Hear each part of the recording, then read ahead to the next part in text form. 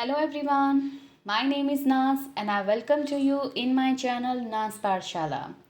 So today I'm going to take one more interesting story, and through this English story you will learn tenses, vocabulary, pronunciation and how to do perfect reading. So without wasting time, let's start.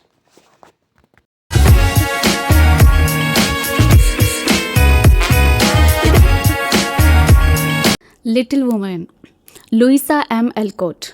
Little Woman is the story of how the four sisters, Jo, Meg, Amy, and Beth, grow up, find love and their place in the world. Under the loving and watchful eyes of their beloved Marmee, the little women, together with their mother, keep the home fires burning while their preacher, father, serves with the Union Army during the American Civil War. The family struggles to make ends meet with the help of their kind and wealthy neighbor, Mr. Lawrence, and his high spirited grandson Laurie. The book shows how, in old times, love and hope are most faithful companions when all else fails. Honest and true intentions are really the most valuable possessions one can have. The novel emphasizes the beauty of simplicity and the importance of small human deeds. So now we are going to take chapter 1, The March Sisters. In a plain but comfortable room sat the four March sisters, Meg, Jo, Beth, and Amy, knitting and discussing simultaneously near the warm fireplace. While they waited for the arrival of their mother, each of them had something to say about the upcoming Christmas, while Jo, the sister born second, was dissatisfied with their inability to get some Christmas presents. Make the eldest one affirm that poverty was a terrible state to be in. Even Amy, the youngest of all, grumbled at the injustice fate had pushed them into, where one is too rich and the other is too poor. All of them wondered if they could also spend like other girls of their age. But Beth, the third born, said something entirely different, that they had the most prized possessions in the world, their parents. Jo was quick to comment that they didn't have their father with them all the time, but they had mother around them. All of them nodded in consent that their father had been gone for a long time, and there was no surety of his return, as he had not left for an errand, but for a very serious cause, the war. Their father was not employed in the war as a soldier, but as a chaplain, as he was too old to fight on the war front. The girls missed their father terribly. Among the sisters, 16-year-old Meg, or Margaret, whose brown hair complemented her beautiful self, took care of the house after her mother. In some words, she was the most responsible of them all. Jo, 15, was a tall and thin girl with soft, long hair but behaved like a tomboy. Then there was a Beth, who was 13, spoke in a low voice and was quite shy. She hardly went outside, and while she was at home, she spent her time practicing her God-gifted skills. Music, 12-year-old Amy, with blue eyes and beautiful hair, thought about her own self all day long and dreamed of being an artist. Being the youngest, she was the most pampered by her mother and her sisters. For Christmas, all the March sisters had received $1, each to spend it the way they wanted. Their mother, due to their poor conditions at home, had to work very hard to support all of them. The girls called their mother Marmee and listen to her advice that people who are poor should not spend uselessly.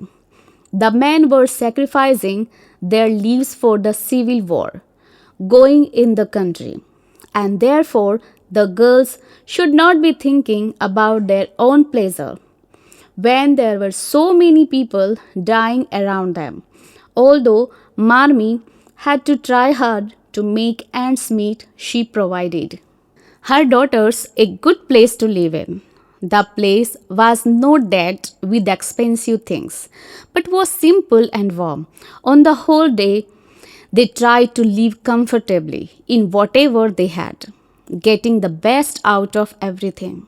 It was 7 in the evening now, and all of them were expecting their mother to be back home any moment. Just then, Joe had an idea that they should buy presents for her on Christmas instead of spending the money on themselves. Everyone agreed to the idea that all would go out to the next day and buy some presents for their mother. As they were discussing about what to buy and from where, the door's knob turned and in came Marmee. She was drenched in rain, and everyone got up to greet her. The tall Marmee was not dressed in expensive clothes, but was plainly dressed. Her face was the true index of her nature, as her eyes showed the love and generosity present in her heart. Her face lit up on seeing her daughters, and with a motherly smile, she closed the door behind her. The daughters helped her get out of the wet clothes and change into dry ones. As she sat by the fire to make herself warm, Mrs. March declared, "I have something for all of you, but you will get to see it only after supper." When everyone insisted on telling them what it was, she happily said, "The treat is a letter that has come from your father.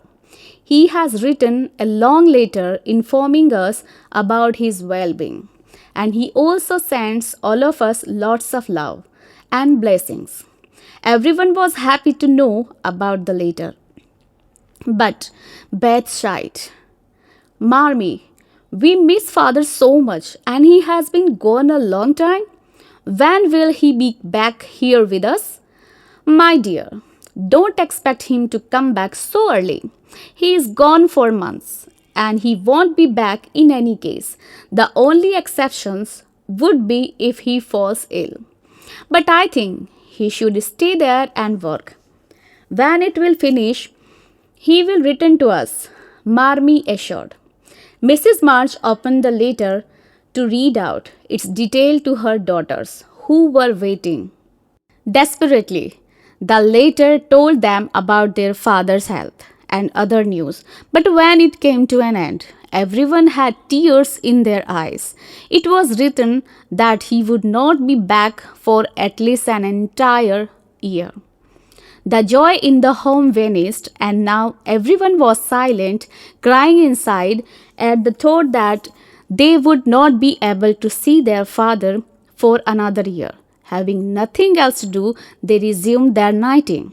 As the clock struck 9, they left their needlework for singing along. The last thing they did not on most nights, where old piano was played by Beth, Marmee, and Meg sang, and Jo joined in her hoarse voice, and Amy twiddled. They sang like that for some time and finally wished and kissed each other good night and went off to sleep. For watching. If you like my videos, please hit the bell icon for more updating videos. Like, share, comment and subscribe my channel Nas Parshala. Thank you, take care and be safe at home.